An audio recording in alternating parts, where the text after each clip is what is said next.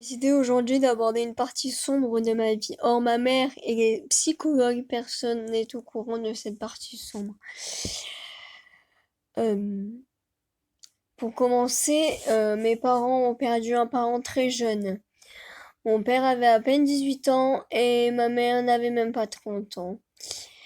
Euh, Ce qui conditionne assez pour leur vie future et pour la mienne, même si je n'étais pas encore là à l'époque.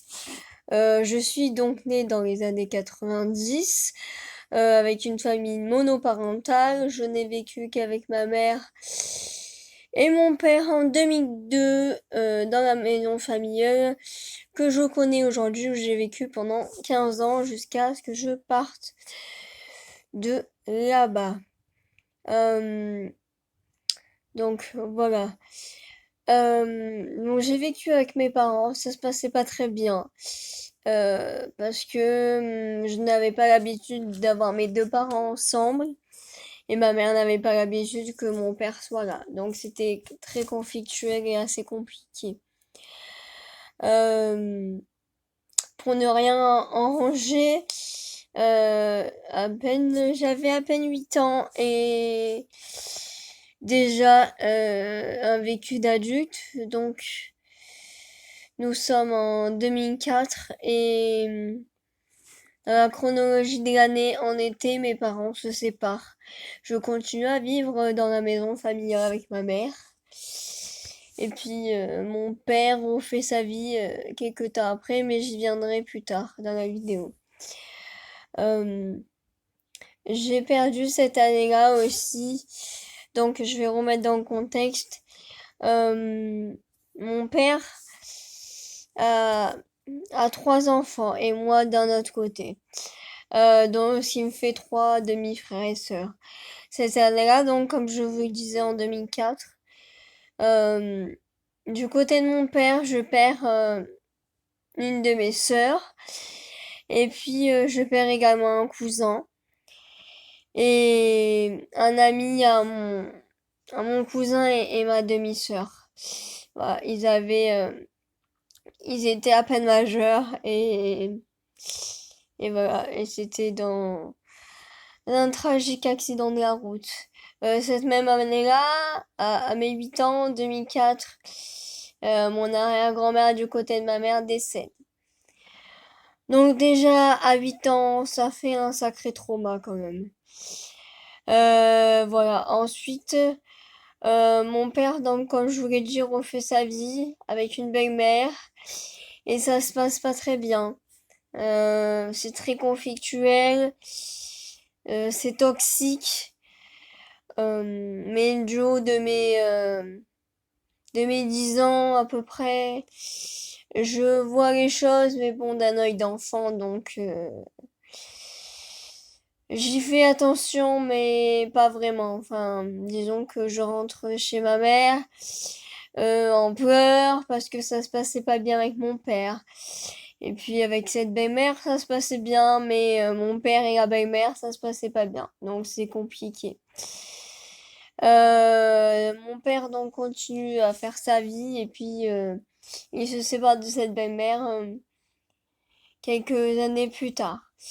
Moi, je continue, je vois des psychologues par-ci par-là. Trois au total, si j'en compte, en 24 ans. Voilà. Donc je continue à me construire en tant qu'enfant.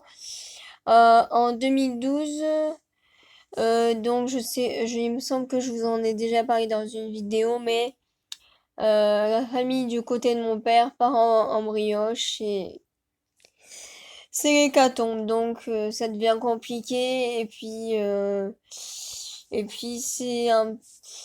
je traverse également une crise d'ado. Enfin, j'ai pas vraiment fait crise d'ado, mais disons que avec mes parents au collège, à 14-15 ans, c'est compliqué. Donc voilà, là, on va dire que on est fin du collège et comme je vous ai déjà dit dans une vidéo, au collège, ça se passait pas très bien avec les gens.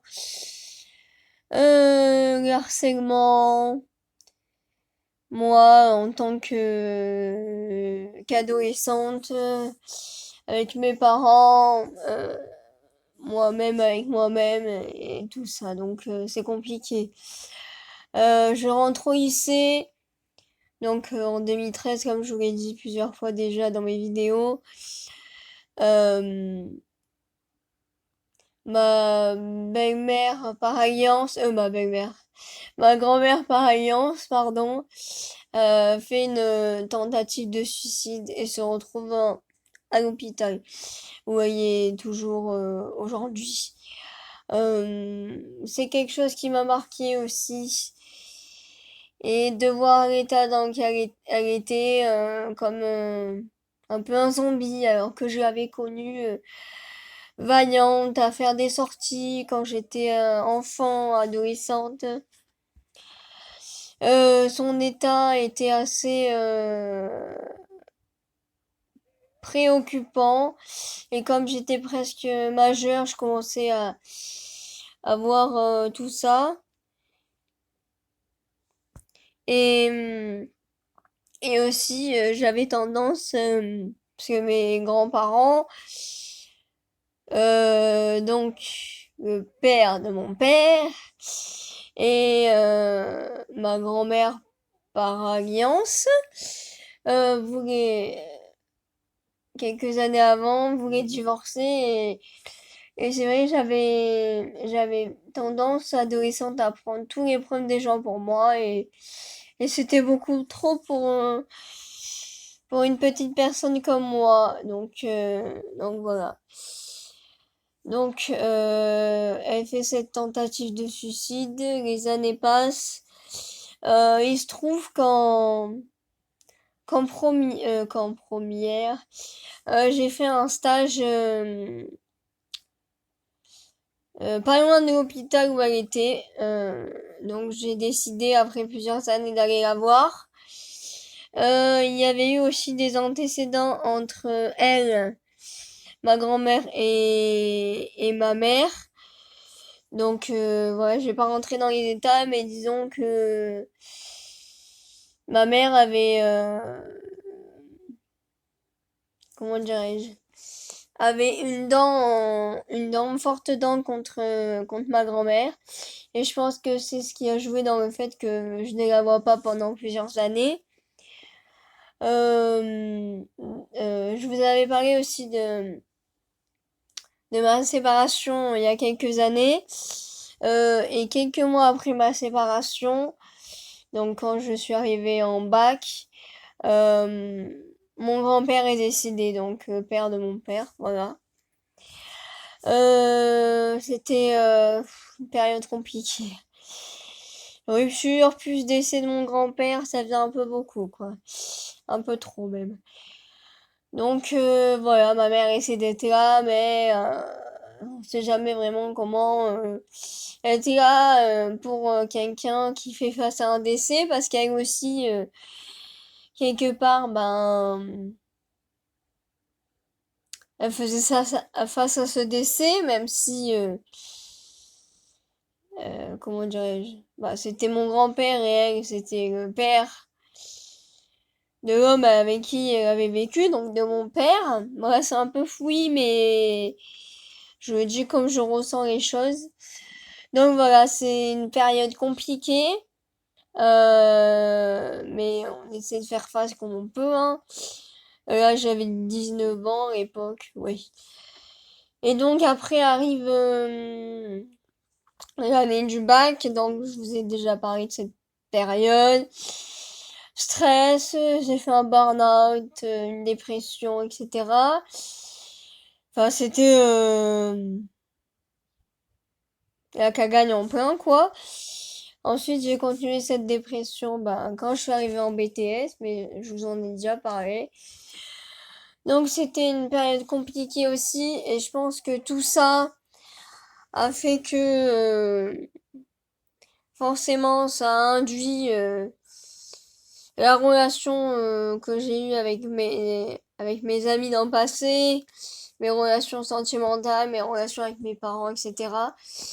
J'ai oublié de préciser aussi que Donc quand mon grand-père est décédé, ça faisait un moment je n'avais pas vu mon frère et et j'ai vu ma soeur à ce moment-là. Aujourd'hui, donc en 2021, ça fait plusieurs années que je ne suis plus en contact avec eux. Que je vis plutôt une vie de solitaire, on va dire, et que j'ai appris je me construis sans les gens. Je n'ai plus trop de contact avec une cousine aussi, enfin des cousines plutôt, des cousins et tout ça. Donc voilà. Euh, Ensuite, mon père s'est fait hospitaliser il y a 2 ans. Et parce qu'il a des problèmes avec l'alcool. Mais je vous en ai déjà parlé, il me semble. Et à ce moment-là, la maman de mon frère et ma sœur est décédée également. Donc c'était compliqué surtout pour eux. Et je n'ai pas eu envie d'en rajouter une couche parce qu'on se parlait déjà plus depuis des années avec des messages